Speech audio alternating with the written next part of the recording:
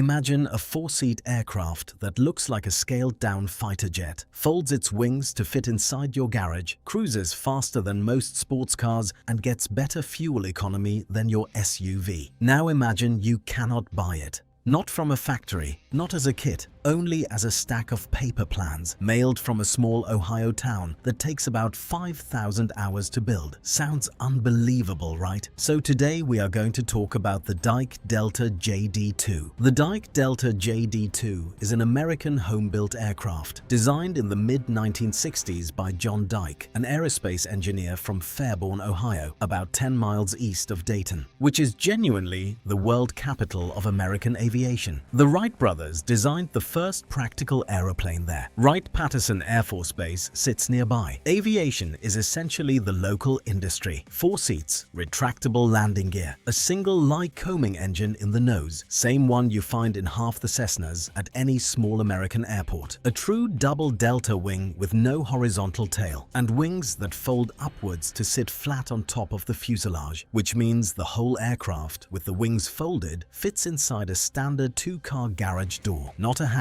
A garage. Fewer than 70 have ever been completed, and every single one was built by hand from mailed paper plans. No factory, no kit, just a builder, a workshop, and about a decade of weekends. 4 seats, folding wings, mailed plans. So where did this genuinely strange aircraft actually come from? John Dyke grew up obsessed with delta wing aircraft. The 1950s were the delta wing decade in American military aviation. Consider the Convair F-102, Delta Dagger Interceptor, then the F-106 Delta Dart, then the Swedish Saab Draken with its innovative double delta shape. Dyke wanted to bring that jet-age silhouette down to a small propeller-driven aircraft anyone could fly. Fighter jet appearance and geometry on a small piston engine at a home-built price. Design research started with genuinely unusual methods. Dyke built scale models and mounted them on the front of his car, then drove up and down local Dayton highways at freeway speed, watching how the models behaved in the moving airflow. He also flew radio-controlled models to work out the flight characteristics. Then he sat down and drew up plans for a real aircraft.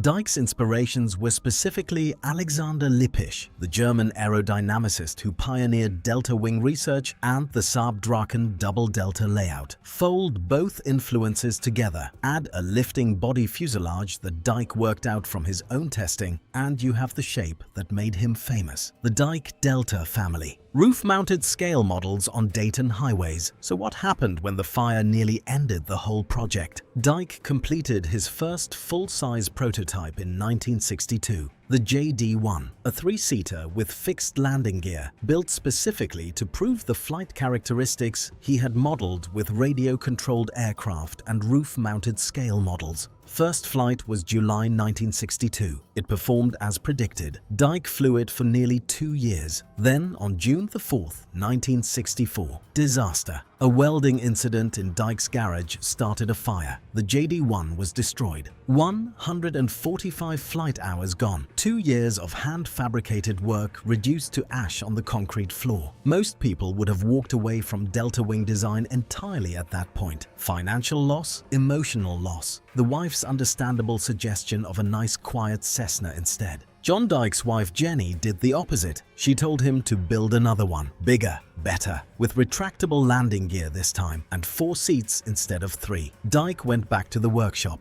He salvaged the recoverable parts from the JD1 and built the aircraft that became legendary, the JD2. First flight, July 18, 1966, which then went on to accumulate over 2,000 flight hours over the next 40 years. Dyke flew that same prototype until his final flight in it in 2012. A 50-year working lifespan for a home-built aircraft is essentially unheard of, and it all started because Jenny said try again. 2 years lost in a garage fire, wife tells him to try again. So what did he actually build? The JD2 uses one of the most unusual construction philosophies in home-built aviation. 3 completely different materials in a single airframe, each chosen for a specific job. Welded steel tube for the primary structure, fiberglass laminated skin on top, Dacron fabric covering underneath. Once you see the reasoning, the mix stops sounding bizarre. The steel tube framework is 430 grade, a chromium molybdenum alloy used in racing car chassis and roll cages, strong for its weight, cheap to buy, straightforward to weld with hobby shop equipment. The whole fuselage skeleton is hand-welded 430 tubing. On top, fiberglass panels bonded to stainless steel ribs with flush pop rivets. On the bottom, Dacron fabric doped tight over the frame. Fiberglass gives a smooth aerodynamic top surface where lift is generated. Fabric on the bottom saves weight. Steel tube holds it together. The wing itself is a true double delta. Two triangular sections joined at the fuselage, each with a different sweep angle. Same layout as the Saab Draken. No separate horizontal stabilizer at the tail, just a small vertical fin. In standard form, the Dyke Delta is genuinely a lifting body flying wing with a rudder, which is what makes it look, from the outside, more like a scaled-down fighter jet than a home-built. Steel tube, fiberglass, and fabric all in one airframe. So what makes it actually fly? One Lycoming 0360 up front. 4 cylinders, air-cooled, direct drive, 180 horsepower. Same engine family used in the Piper Cherokee, the Cessna 172 Skyhawk R&S, the Beechcraft Sundowner, and thousands of other American light aircraft. If you have ever taken flying lessons at a small American airport, you have almost certainly sat behind this engine. Genuinely one of the most proven light aviation engines ever built. Nothing exotic, nothing turbocharged, nothing that needs specialist knowledge to maintain, which for a home built is genuinely a good thing.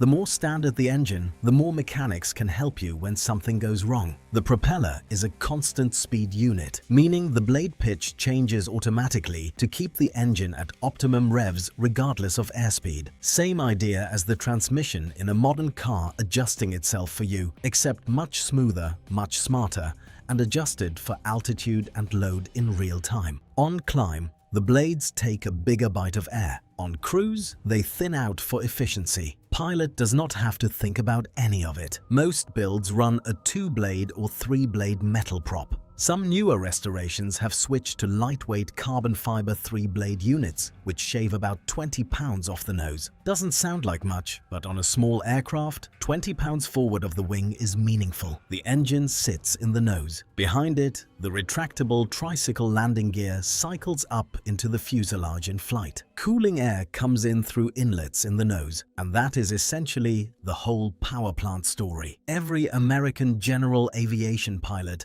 has been trained on this basic layout since the 1960s. The Delta wing does the talking. Engine just supplies the horsepower. Standard Lycoming, standard prop, nothing exotic. So what about the actual performance? This is a small aircraft, 19 feet long. Basically a full-size American pickup truck with wings. Wingspan is just over 22 feet, which sounds like a lot until you fold them, and then the whole thing tucks into 8 feet. About the width of a standard 2-car garage door. Standing height is 5.5 feet, so it does not need a hangar with the roof cleared for a jet. Empty weight lands somewhere between 1,000 and 1,140 pounds, depending on what avionics, prop, and interior finish the builder went with. That is genuinely light, about the same as a stripped Mazda MX-5 sports car with the roof off. Gross weight is somewhere between 1,750 and just under 2,000 pounds, which leaves useful load, meaning fuel, passengers and bags, at around 890 pounds. Comfortably enough for 4 adults and hand luggage. Not 4 adults and skis and a suitcase each, but 4 adults and a weekend's worth of gear is genuine. Fuel capacity is about 40 gallons, all in one tank behind the passengers. Enough range to get you from Ohio to the Florida coast on a single fill, non-stop, at cruise power. Wing area is around 170 square feet, spread across the double delta shape,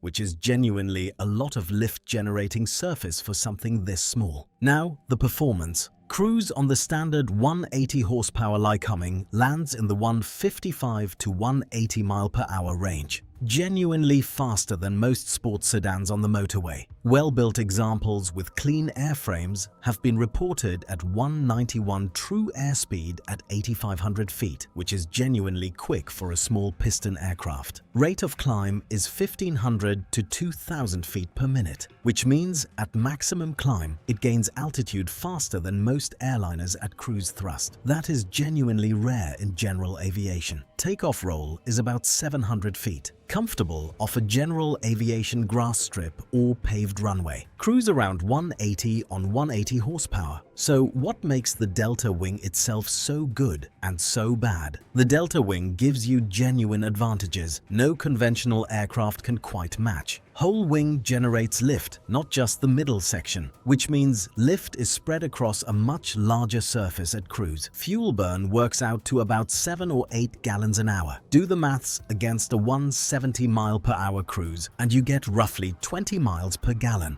In an aircraft carrying 4 people, which is genuinely better fuel economy than most modern American SUVs, the Delta Wing also gives you exceptional stability. Pitch damping is excellent. Yaw damping is excellent. Roll stability is essentially neutral. Owners describe the Dyke Delta as one of the most stable aircraft they have ever flown at cruise altitude. Rock solid through turbulence, zero tendency to oscillate, genuinely relaxing to fly high up, which is not something you can say about many small propeller aircraft, most of which get twitchy the second the air gets bumpy. Now the cons, and they are genuine. The Delta Wing produces very little drag at high angles of attack, which sounds great until you try to land. Conventional aircraft rely on drag to slow down for the runway. The Dyke Delta simply refuses to slow down that way. Approach speeds are 100 to 110 miles per hour. Genuinely fast approach speeds for a small aircraft. Compare that to a Cessna 172, which approaches at around 65.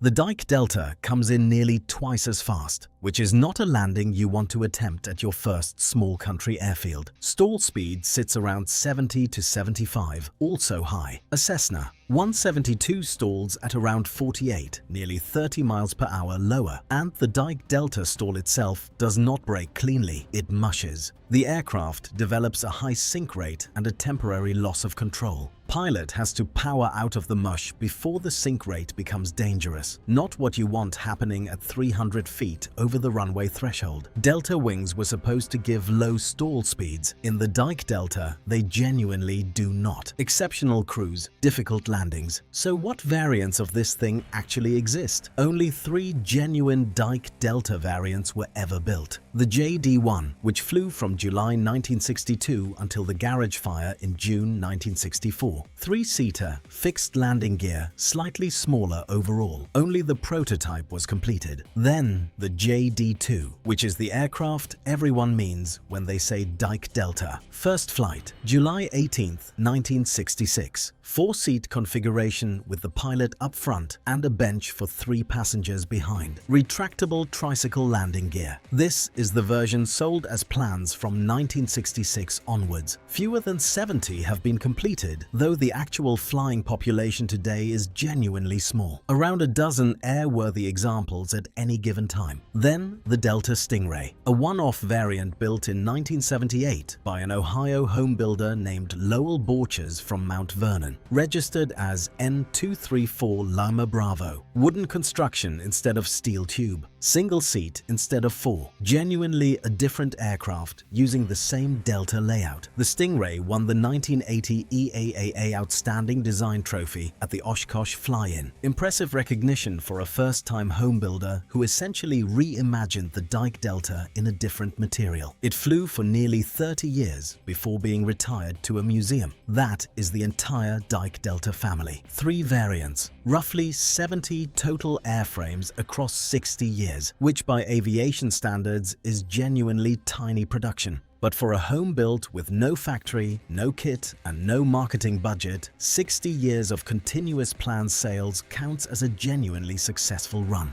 JD1 burned in a fire. JD2, the main version, Stingray, a one-off in wood. So how do you actually get one? You cannot buy a Dyke Delta as a kit. No kit has ever existed. John Dyke sells full construction plans and 3-view drawings from his home in Fairborn, Ohio. The plans have been available continuously since 1966. 60 years of the same paper drawings being mailed to hopeful builders around the world. The address is 134 Holmes Drive, Fairborn, Ohio 45324. Phone number is 937-409-0047. Owner community is coordinated through an online group at aviation.groups.io/g/Dyke Delta. That is genuinely the whole distribution system. One man, one address, one phone. Zero online ordering, zero corporate infrastructure, which is genuinely how home-built aviation used to work before every kit maker became a corporation. Plans cost is modest, historically a few $100s. The plans themselves are cheap. Everything else is not. A new Lycoming 0360 alone runs somewhere between $25,000 and $40,000. Instruments and avionics can add another 10 to 30. Propeller 5 to 10. Landing gear components another few thousand. Realistic total build cost for a completed flying Dyke Delta today